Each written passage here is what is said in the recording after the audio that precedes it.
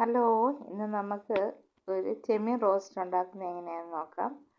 അതിനായിട്ട് ഞാനിവിടെ എടുത്തിരിക്കുന്നത് ഒരു 1/2 കിലോ ചെമ്മീനാണ് എടുത്തിരിക്കുന്നത്. അപ്പോൾ അത് നല്ലതായിട്ട് വൃത്തിയാക്കി കഴുകി കൊണ്ടുവച്ചിരിക്കുകയാണ്. നമുക്ക് ഇതിനകത്തായിട്ട് കുറച്ച് മസാലകൾ ആദ്യമേ ഒന്ന് പുരട്ടണം. അത് പുരട്ടി നമുക്ക് കുറച്ചൊരു 10-15 മിനിറ്റോളം വയ്ക്കണം.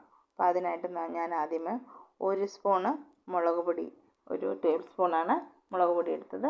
പിന്നെ 1/4 ടീസ്പൂണ് മഞ്ഞൾപ്പൊടി, പിന്നെ കുറച്ച് ഇഞ്ചി വെളുത്തുള്ളി പേസ്റ്റ്, അതിൻ്റെ കൂടെ കുറച്ച് കുരുമുളകും. പിന്നെ നമുക്ക് വേണ്ടത് ഉപ്പാണ് വേണ്ടത്. ഉപ്പ് ഒഴിച്ച ശേഷം കുറച്ച് വിനാഗിരിയും കൂടെ നമുക്ക് അതിനകത്തോട്ട് ഒഴിച്ചു കൊടുക്കാം. ആവശ്യത്തിന് ഉപ്പ് ഒഴിക്കണേ. എന്നിട്ട് നമുക്കിതൊന്ന് അത് നല്ലതായിട്ട് പുരട്ടി ഒരു 10-15 മിനിറ്റോ അരമണിക്കൂറോ നമ്മൾ എത്ര വെക്കുന്നോ അത്ര നേരം വെക്കുന്നതിനനുസരിച്ച് അതിനകത്ത് പിടിക്കും. അപ്പോൾ നമുക്കത് ഫ്രൈ ചെയ്യാം. അത് നല്ലതായിട്ട് മൂത്തൊന്നും ഫ്രൈ ചെയ്യേണ്ട ആവശ്യമില്ല. കുറച്ച് ഒരു ഷാലോ ഫ്രൈ അതുപോലെ കുറച്ച് ഒന്ന് ആയാൽ മതി. അപ്പോൾ അങ്ങനെ അതൊന്ന് മൂപ്പിക്കാനായിട്ട് വെളിച്ചെണ്ണയാണ് ഏറ്റവും നല്ലത് വെളിച്ചെണ്ണയാണ്. ഓയിലിനേക്കാളും അത് നമുക്കിനി ഇത് കുറേശ്ശെ ഇട്ടത് മൂത്തെടുക്കണം. അപ്പോൾ ഞാൻ ആദ്യമേ കുറച്ചിട്ട് മൂത്ത് കഴിഞ്ഞ് അതൊന്ന് ഞാൻ തിരിച്ചിട്ടിട്ട് അപ്പോൾ അധികം ഒന്നും മൂത്തിട്ടില്ല. അപ്പോൾ അത് തിരിച്ചിട്ട് കഴിഞ്ഞ് നമുക്കത് ഞാൻ എടുക്കാറായപ്പോൾ എല്ലാം കൂടെ ഒന്ന് മിക്സാക്കി ഒന്ന് ഇളക്കിയെടുത്തു. അതെടുത്തിട്ട് നമുക്കിതിനി കോരി മാറ്റണം. ഞാൻ 2 ബാച്ചായിട്ടാണ് ഇട്ടത്. അപ്പോൾ അതിനെ നമുക്ക് കോരി മാറ്റിയിട്ട് ഇനി നമുക്ക് കറി വെക്കാനായിട്ടുള്ള സാധനങ്ങളൊക്കെ എടുക്കാം. അപ്പോൾ ആദ്യമേ പാൻ അടുപ്പ് വെച്ചിട്ട് വെളിച്ചെണ്ണ ഒഴിച്ചിട്ട് കടുകിട്ട്, വെളിച്ചെണ്ണ ചൂടായപ്പം കടുകിട്ട് പൊട്ടി, എല്ലാവർക്കും അറിയാവുന്ന കാര്യങ്ങളല്ലേ. പിന്നെ കറിവേപ്പില ഇട്ടു. ഇപ്പോൾ ഇവിടെ ഞാൻ മാത്രമേ ഉള്ളൂ, അതായത് പിള്ളേരൊന്നും എൻ്റെ അടുത്തില്ല. അപ്പോൾ കറിവേപ്പിലയൊക്കെ എടുത്തൊക്കെ വലിയൊരു ചരിത്രമാണ്. പിന്നെ കറിവേപ്പില ഇട്ടു. അതിനകത്ത് പിന്നെ നമുക്ക് ആവശ്യമായി ഞാൻ 2 സവോളയാണ് എടുത്തത്.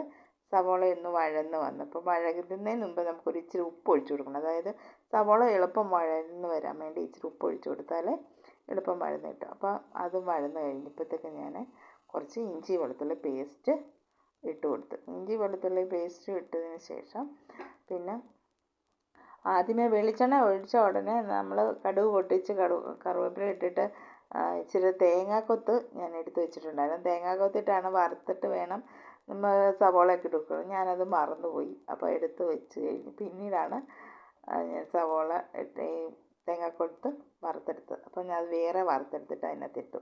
പിന്നെ ഒരു തക്കാളിക്കം കൂടെ ഇട്ട ശേഷം അതൊന്ന് വഴന്ന് വന്ന് കഴിയുമ്പോഴത്തേക്ക് ഞാൻ 1/2 കിലോ അല്ലേ ഉള്ളൂ. അപ്പോൾ ഒരു സ്പൂണ് മുളക് പൊടി, ഇത് ഞാൻ കാശ്മീരി ചില്ലിയും മറ്റേ നമ്മൾ എരിവുള്ള മുളക് കൂടെ ഒരുമിച്ച് പൊടിപ്പിച്ചാണ്.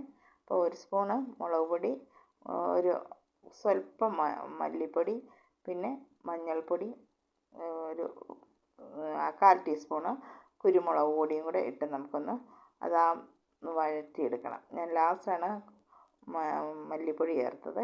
അപ്പോൾ ഇതെല്ലാം കൂടെ ഒന്ന് വഴന്ന് വന്ന ശേഷം നമുക്കെല്ലാം കൂടെ ഒന്ന് വഴറ്റുക.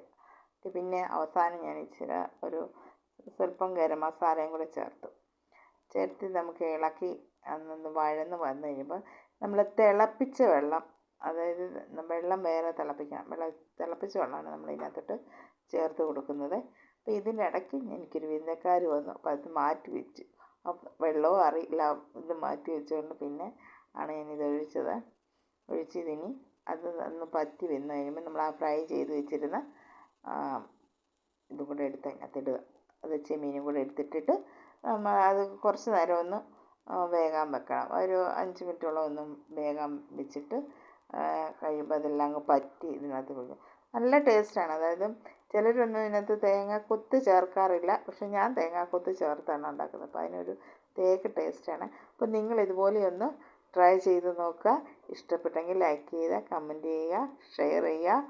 അപ്പം അടുത്തൊരു വീഡിയോയിൽ കാണുന്നവരെ ബൈ. Thanks for watching.